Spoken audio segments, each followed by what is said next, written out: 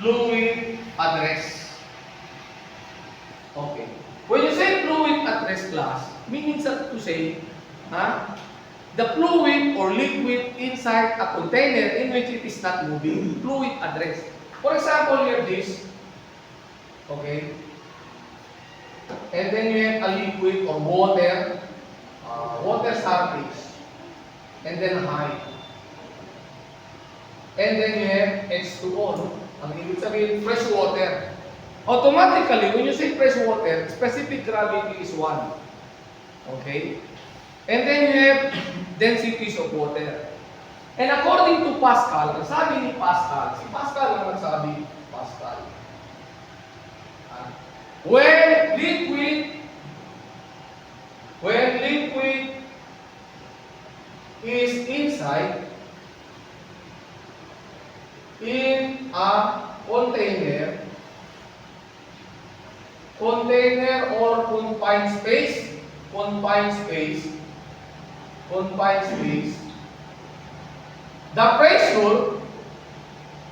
the pressure inside is equally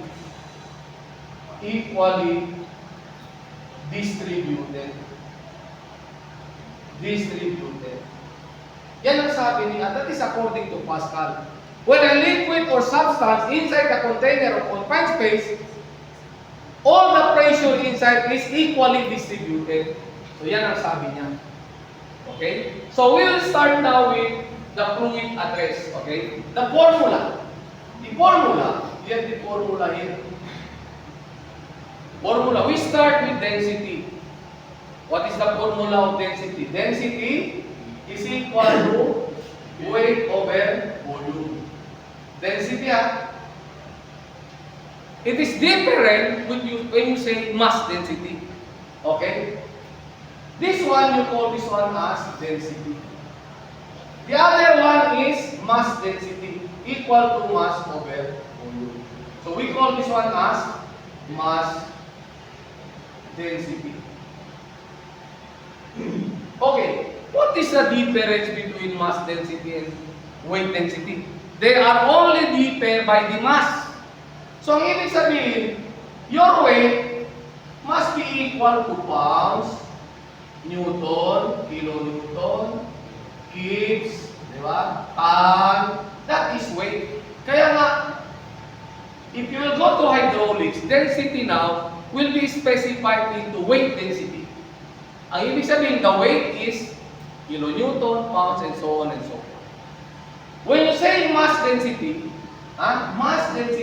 your mass, there are only 3. What are the 3 masses? You have the kilogram, you have the gram, and slab. Kilogram under the SI system, MKS, meter, kilogram, seconds, okay? And then you have the gram under the CGS system. The both two system is actually under the SI. You cannot say SI system international. It should be international system. Okay? Pero the correct abbreviation is international system must be SI. Okay? So these are the difference. Okay? These are the difference. And then you have there density will be equal to mass density times G. What is G? That's why you have to memorize G, the gravitational acceleration. Okay? You have there 9.81 meter second squared. In the high school, when I remember, they only use, the teacher will only use 9.8. Okay? In engineering, we come to use always 9.81. And then in English, you have this 32.2 feet per second squared. That's why, class, when you have motion, use always meter for SI or centimeter, and then feet for English. And then the time should always be in terms of seconds. Naintindihan niyo ako? Even in motion, when you say velocity kilometers per hour, you convert that kilometers to meter per second. Okay? That is the concept of commutation. In order later on, it will satisfy the constances. What are the constant? Gravitational acceleration. Diba? Gravitational acceleration is always present in time when the object or motion is vertically and what? Projectile, under projectile. Because projectile, it has two motion. Vertical motion and horizontal motion. G is only present and given during vertical and projectile motion. Okay? So we have that. So from that, we have already everything, no? Density and mass density. We have also the difference between, no? We have also density of substance. Substance, meaning to say in general. What is the density of substance? Any substance. It might be oil, water, seawater, or many other substance in terms of liquid. Density of substance will be equal to specific gravity of substance times multiplied by water density. Always, meaning to say, when you want to take the density of any substance, you just multiply the density of water to the specific gravity of the substance. Okay? A specific gravity of water, fresh water is 1. For seawater, I can see it as 1.03 or 1.04, depending on the given problem by the examiner during your exam. When you take the board exam, you have to read the problem correctly and use the correct constant correctly according to the given of the examiner. Okay? Hindi yung sabihin mo, okay, according to Sir Howell, density of seawater is 1.03, 1.04. Tapos, without reading the exam in order to solve, hindi mo binasa, you did not read, iniisip mo si Sir Howell, ito na. Naglagay pala, when the examiner put 1.05, and then you use 1.0, what will happen to you? You will reach the answer with a difference of point something, and then you cannot answer that correctly. In choosing the letter on the given answer, you cannot choose the right answer. Against you? When you read the problem, even though here in my subject, when you read the problem for the exam, you read the given. Okay? Do not read according to me today. But, for example, tomorrow I give you exam, and then I put density, specific gravity of oil 0.9, and then ang sabi ko, di ko sabi ni Sir 0.8. Do not rely on the words of the teacher. But most of the time, we are giving the estimated and correct value according to the book.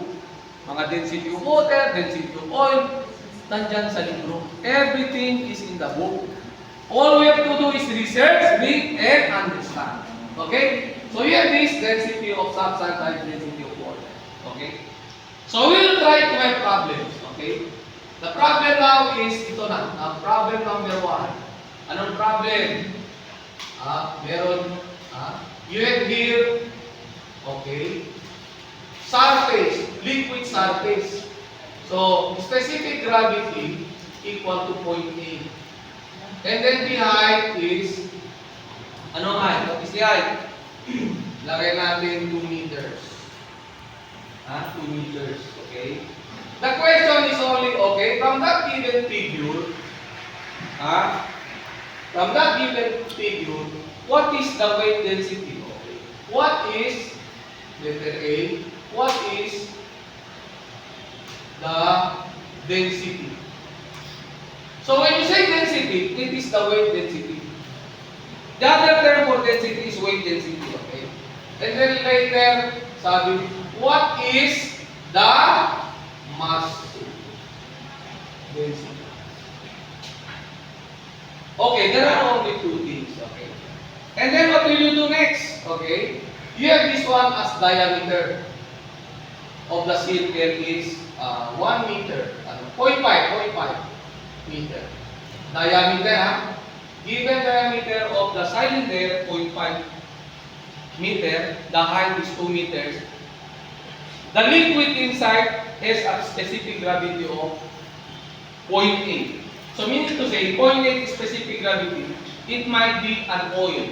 So we cannot know, we do not know what kind of oil. Because oil is always lesser than, mas mabigat ang tubig sa oil. Okay? Kasi ang tubig, 1 ang specific gravity. Okay? So here is one question. What is the density and what is the mass density? Okay? So following the question, solution. Solution. You go to the formula, density is equal to weight over volume. Okay? So what is the volume? You do not have the weight, wala kang weight. You do not have also the volume. What will you do? Find for the weight. Okay? So ano si weight? Ha? The first thing that we're going to do is get the volume. So what is the volume? Volume is equal to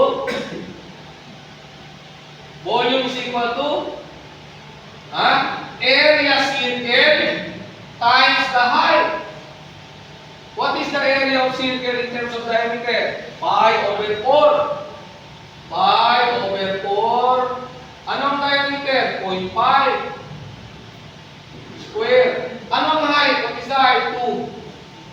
Okay? So what is the volume? Give me the answer of the volume. Volume is, you just multiply 3.14 times so on and so forth. Double time.